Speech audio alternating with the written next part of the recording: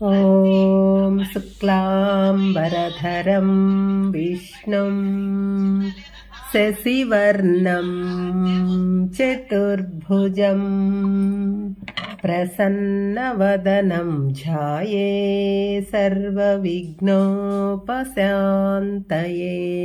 ओम श्री कृष्ण परब्रह्मणे नमः। श्रीमद्भगवद्गीता अध पंचमोऽध्यायः कर्म सन्न्यासयोगः।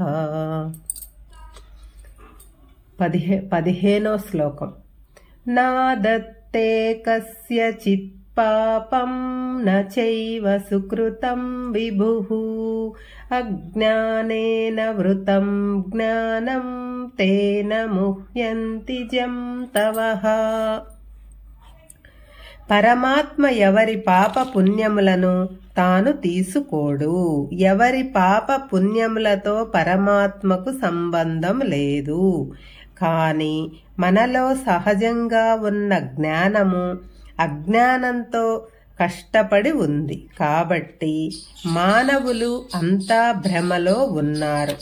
మనం చేసే పాప పుణ్యాలకు పరమాత్మయే కారణం, కానీ మన పాపాలు అన్నీ పరమాత్మ తీసుకుంటాడని, ఆయనే మోస్తాడని భ్రమ చెందుతున్నారు। అది నిజం కాదు।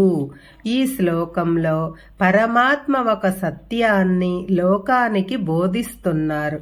ఎవరు చేసిన పుణ్యంతో గాని పాపంతో గాని పరమాత్మకు సంబంధం లేదు। ఎవరి పుణ్య పాపములకు వారే బాధ్యులు। పరమాత్మ ఏ విధంగానూ బాధ్యుడు కాదు। ఎవరి పుణ్య పాపములను పరమాత్మ స్వీకరించడు। పరమాత్మ కేవలం సాక్షి। పరమాత్మ అంటే అన్ని ప్రాణులలో ఉన్న ఆత్మస్వరూపుడు, చైతన్య స్వరూపుడు। కాని మానవులు ఈ విషయంలో మోహంలో పడి ఉన్నారు। దేవుని వలననే మనకు కష్టాలు వస్తున్నాయి। మనం దేవుడిని నమ్మితే ఆ దేవుడు మన పాపాలు తీసుకుంటాడు అని ప్రచారాలు జరుగుతున్నాయి। అవి అపోహ మాత్రమే। మానవులు అజ్ఞానంతో అవిద్యలో ఈ అపోహలో ఉన్నారు। ఈ దేహమే నేను అనే భావన వలననే ఈ అపోహ కలుగుతూ ఉంది। ప్రపంచంలో తిరుగుతూ ప్రపంచంలో ఉండే వస్తువులను అనుభవిస్తూ వాటి మోహమునకు లోనై కర్మలు చేసేది మానవుడు। మరి ఆ కర్మ ఫలములను దేవుడు ఎలా బాధ్యుడవుతాడు?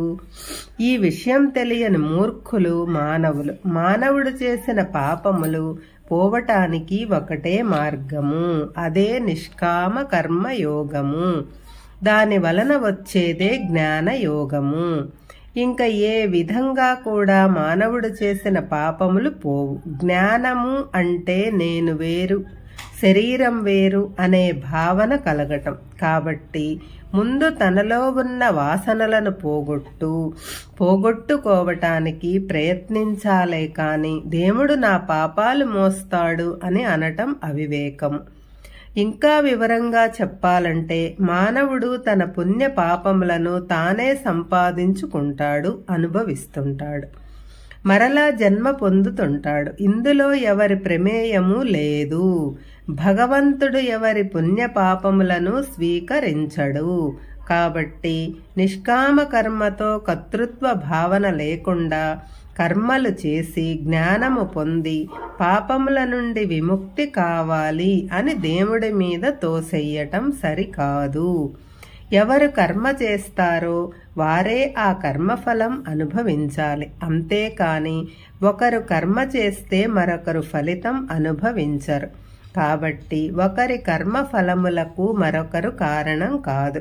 మానవులు పాపాలు చేసి పాపఫలం అనుభవిస్తూ దేవుడు నాకు కష్టాలు తెచ్చిపెట్టాడు అని భావించటం తప్పు। మానవుల కష్టాలకు సుఖాలకు దేవుడు ఏ విధంగానూ బాధ్యుడు కానప్పుడు మరి ఎవరు బాధ్యుడు అంటే మనలో ఉన్న సూక్ష్మ శరీరము, దానిని అంటిపెట్టుకున్న గత జన్మల వాసనలు అనే సమాధానం వస్తుంది। మనలో ఉన్న మనోబుద్ధి అహంకారాల సముదాయమే సూక్ష్మ శరీరము।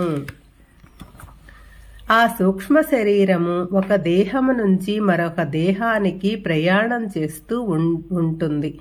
పోతూ పోతూ ఆయా దేహాలతో చేసే కర్మల వాసనలను తనతో మోసుకుపోతూ ఉంటుంది. మరి జన్మలో ఆ వాసనలు స్వభావాలుగా మారతాయి. ఆయా స్వభావాలను అనుగుణంగా ఏ దేహంలో ఉంటాడో ఆ దేహం మీద విపరీతమైన అభిమానముతో కర్మలు చేస్తూ వాటికి తగ్గ ఫలితాలను పొందుతుంటాడు. మానవుడు ఈ కర్మలు చేయటానికి శక్తి కావాలి కదా. మనలో ఉన్న ఆత్మ చైతన్యము మనలో ఉన్న మనోబుద్ధి అహంకారాలకు ఇంద్రియ తన్మాత్రలకు తగిన శక్తిని మాత్రమే ఇస్తుంది. ఆ శక్తితో వాడు ఏం చేస్తాడో ఆత్మకు అవసరం కేవలం సాక్షిగా చూస్తూ ఉండటం. ఇది తెలుసుకోవటమే ఆత్మజ్ఞానము అని అంటారు. మానవ సహజమైన ఈ ఆత్మజ్ఞానము అజ్ఞానముతో కష్టపడి అజ్ఞానంతో కప్పబడి ఉంది. ఆ కారణం చేత ఈ మానవులు మోహంలో పడిపోతున్నారు. ఇక్కడ జంతవహ అని వాడారు. మామూలుగా జంతవహ అంటే జంతువులు అని అర్థం. కానీ ఇక్కడ మరలా పుడుతూ చస్తూ అజ్ఞానంలో పడి అలమటించే ప్రాణులు అని అర్థం చెప్పుకోవాలి. జంతువులకు జ్ఞానం ఉండదు. అవి కర్మజీవులు.